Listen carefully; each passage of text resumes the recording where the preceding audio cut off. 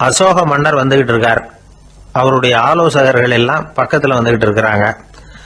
அந்த சமயத்துல எதிரில் ஒரு புத்த பிக்ஷு வர்றார். அசோகர் பார்க்கிறார். ஓடி போய் அவர் காலில் விழுந்து வணங்குறார். அசோக மன்னரின் தலை அந்த புத்த துறவியின் பாதத்துல பட்டுக்கிட்டு இருக்கு. பக்கத்துல நின்றுகிட்டு இருந்த அமைச்சருக்கு இது ரொம்ப சங்கடமா போச்சு.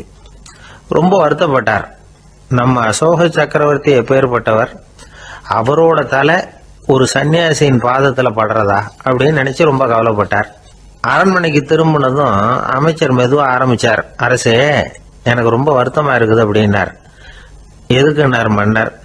அசோக சக்கரவர்த்தியின் தலை, அதாவது அந்த சிரம் ரொம்ப மதிப்புமிக்க ஒன்று.